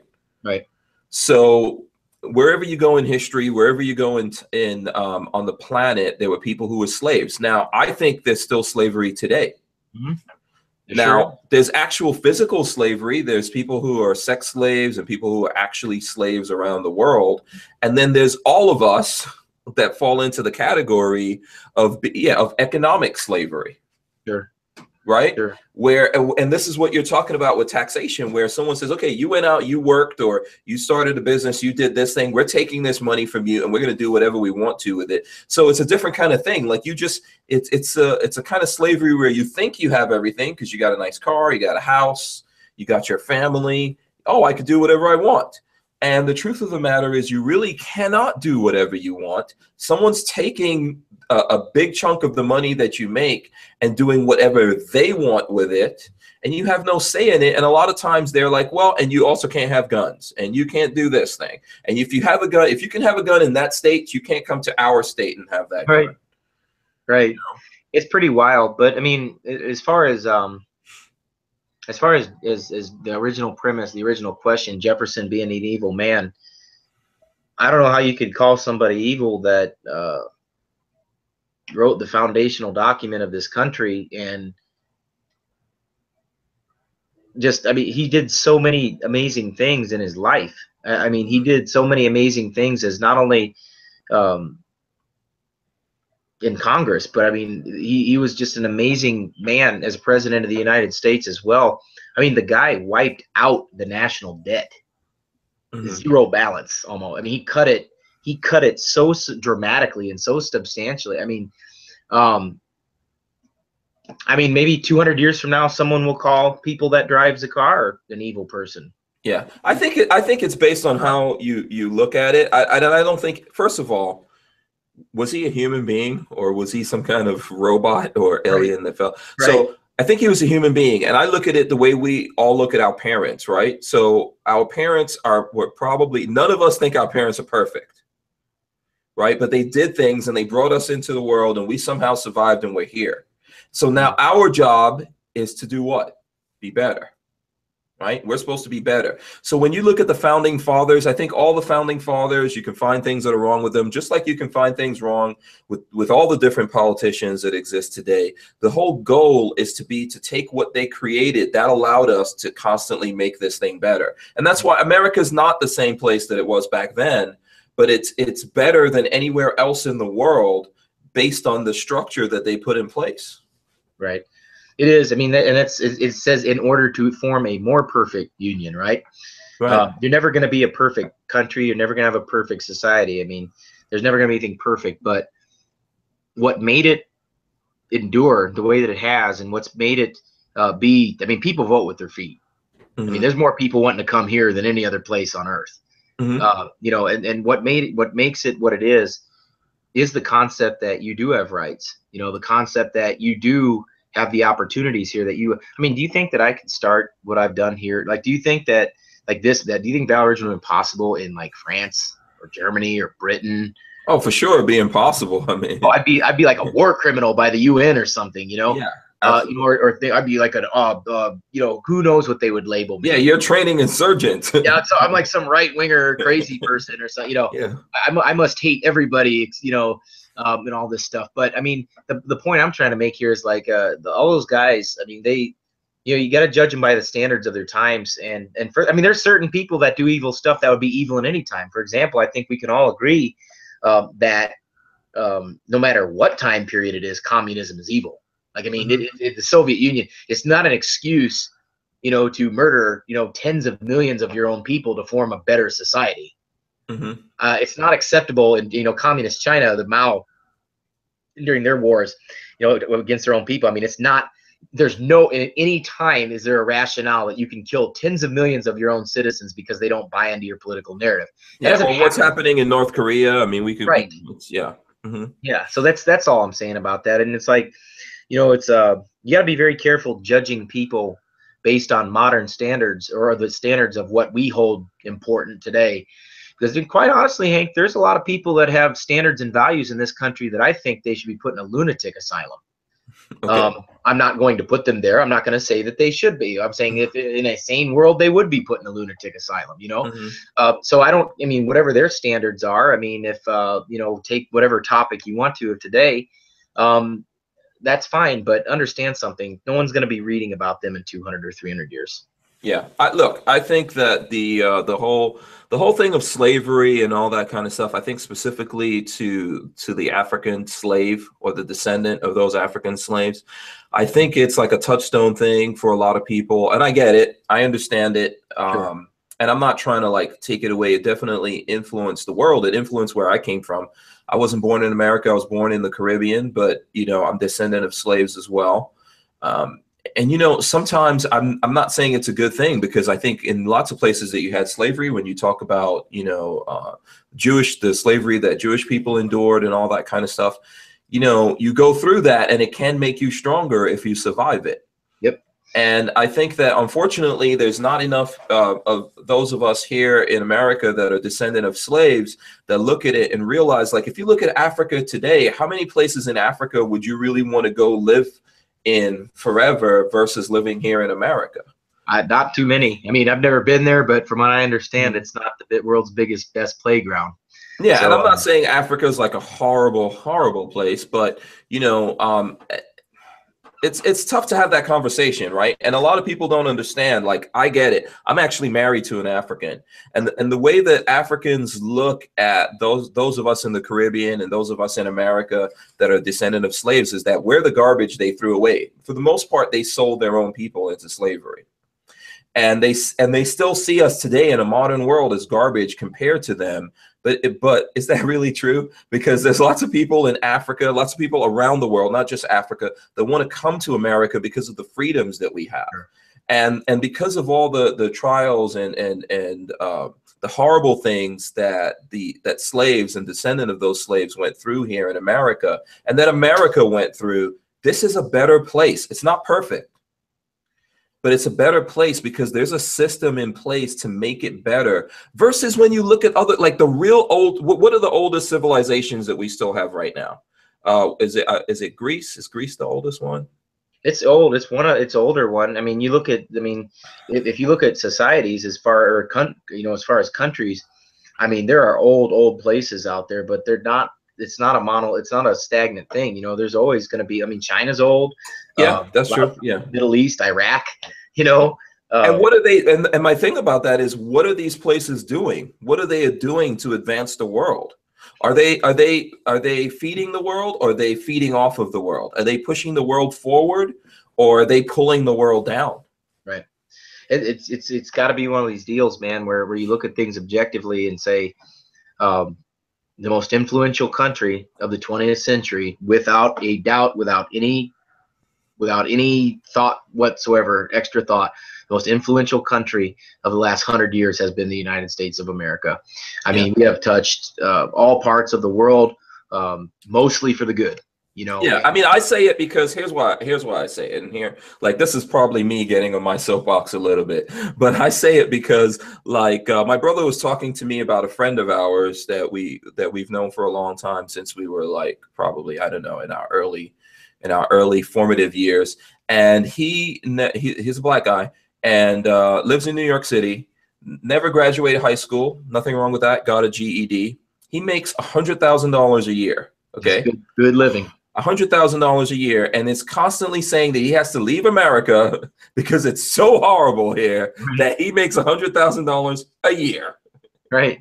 You know, and this is the thing. Like, I really, I mean, if you think there's some place in the world that you can go to and do that, I invite anyone who believes that I don't think America is perfect.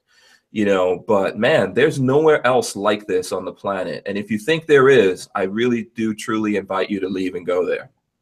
Yeah, and it's like I fully agree with that. But you know, we got to keep it that way, and it's an important thing. I'd really like to see a repeal of a lot of laws. I'd like to see a repeal of and limit the size and the scope of many entities of the federal government and state governments, for that matter. And I'd like to see a lot I would like to see a receding of a government power. I would like to see that in my lifetime. I'd love to see constitutional carry in all 50 states. I'd love to see, you know, lower taxes. I'd love to see, you know, school districts take control of their schools again, as opposed to having a federal Department of Education. I'd love to see as small units of government as possible. I'd love to see all that. And I think if we did that, I think the quality of life would improve for everybody. I think that there'd be a lot more happiness, and that there would be less gripes, and that there would be a lot more responsibility at the personal level. And I think that's a huge thing that's lacking in these times. We can make it happen. We can make it happen. Yeah. Now, let me ask you this. This is right along those lines. I'm not trying to cut you off. Well, first of all, this is like a two-part question. So, have you trained with Bob Stash? What ammo do you use in your SPR? He said S.P.R. Oh yeah, S.P.R. I'm not sure. That's special purpose rifle. Yeah, what ammo? And will you run for office someday? So there's three questions. Okay, number one, I have not trained with Bob Stash. I've not trained with him. What ammo I use? I vary it. I've used anything from 62 grain TSX to 75 grain gold dot to. I think you had a very detailed video on this subject, didn't you? Yeah, about the rifle. Yeah, just what was it? It's just a scoped AR, man. There's nothing special, and the only purpose is to hit, and it is a rifle. But yeah, I thought you had a video about ammo. I don't know if I covered that or not. I've run a lot of different loads through it. You just got to pick what works best in your rifle. What works best in mine may not work best for yours. Running for office, I don't really think that that's my calling. I don't think that's my calling at all. I think, why? Running for office, man. I mean, you're intelligent, you're educated, you're passionate, you believe in what we would like to, you know, you're an American citizen, you're born here. We could push you all the way up to president, man. Yeah. Man, I'll tell you, it's kind of like this. You know, running for office would be a big sacrifice on my part, not just physically, but I think emotionally. I mean, just doing the YouTube thing. I mean, you get some really great people out there. Then you get some other people out there that have nothing positive to bring to anybody's videos. They're on everybody's videos talking trash. They have nothing positive. If I saw them in person, like it would be the most rewarding experience of my life, because there'd be about 20 years worth of aggression taken out on the person. But you know, you see it. But no, and all joking. But I think you have. I understand where you're coming from, but I think you have something positive to offer. You know, maybe right now you're a young man, you're building things, but as you get older, I think at some point, you know, if you're truly a patriot, you do have to serve your country in some capacity. Now, obviously, you were a Marine and you did serve your country in that capacity, but yeah, I've served. I mean, I've served. I mean, the country at all three levels: federal, state, and local. You know, I've served it. I've done a lot of those things. I'm not saying that I'm done serving. I just don't think that office, you know, I don't have the temperament for it, man. Like, it's like, they're going to want me to compromise, you know, oh, you got to go. Don't you think that we should just do, no, I don't think so. It would be like, and keep in mind, man, that, you know, running for office, that's something that, listen, I beg to differ with you, my friend. I beg to differ. You know why? I'm going to tell you. I'm not trying to make you run for office, but I don't think you have to compromise. I think that there's folks out there that don't want you to compromise, that want you to get up there and be who you are, be who we know you are, and stick to your guns and stick to your religion. We want you to do that. Well, you know, back in the day in Congress, you know, a long time ago, they used to get in some fights on the floor, and we should bring that back. I would bring that tradition back, because I'd love to cane Elizabeth Warren's rear end about 16 times from Sunday. Well, do you think so? What do you think? This is probably a little bit of history, and you probably know something. I guarantee you know something about this. What about duels? Remember duels? Yeah. So, I mean, I don't know when we took this away, but is this actually illegal now? It is. It's illegal. It was more of it comes from a gentlemanly time. I mean, it came from a time when people valued honor, you know, and if you dishonored or disrespected somebody in public, then, you know, you had recourse. I mean, very few duels took place. I mean, there were a lot, but comparatively, very few took place. I mean, a lot of times the gentleman could reconcile before it came to blows. I mean, a lot of times it would be this gentleman, oh, are you sure you want to recant your insult? And a lot of times they say, I was in the wrong. I apologize. Yeah. You know, so it was like that. But and it wasn't always to the death, right? It didn't necessarily mean to the death. No, right. a lot of times they just shoot and they hit him in the shoulder. But you got, you know, as the challenge party, you get the choice of weapons. Mine, if I got challenged to a duel, I would choose sledgehammers and chest deep water. You know? But no, in all seriousness, it's funny because I think it's great that people would. I mean, it was an older thing. It's a way to get honor back, and it is from a time where people valued reputation and respectability and everything, and I get where they were coming from doing that, but you know, at the same time, you know, it's oftentimes a good old fist fight will suffice. Yeah. You know what? I mean, look, I seriously would like to have duels back. I'm not even kidding. But, you know, as well, I think we lost the art of being able to talk to each other in America. And I mean, people who disagree, you know, it may be easy. You and I, we agree, you know, we're pretty much on the same wavelength. But I think you can have discussions with people who are not. Right. And there's a way to go about that. And we seem to not be able to have those kind of discussions in America anymore. Yeah, it's tough. I wish we could get back to that. And I wish we could. But Hank, if you want to do one more question. Yeah, absolutely. Yeah, I know we're running down time. So, okay, I'm going to try to go through. Someone wants to know what your job was in the Marines. I know you kind of rattled that off real fast in the beginning. What was your job in the Marines? Infantry. Infantry. Okay. So basically, what were you getting up to? Well, as far as in the Marines, like what kind of stuff? I guess that's where they're going. Like, you know, you were out there. You were actually in combat, right? No, I was active duty. I mean, I was in 0351. I was active duty, forward deployed. I was in from 99 to 03, and it was weird because you'd think active duty, you know, with the wars in 2001 and 2003, that you get deployed in combat somewhere, right? Yeah. I was in 3rd Battalion, 2nd Battalion, 3rd Marines. I was in Kings Bay, Georgia for, you know, guarding stuff there. But no, my unit, when I was in during that time period, we didn't go anywhere. Yeah. So that happened. Someone wants to know, will you ever hold a class in Vegas? Class in Vegas in conjunction with Rifle Dynamics, and that was last November. I don't travel.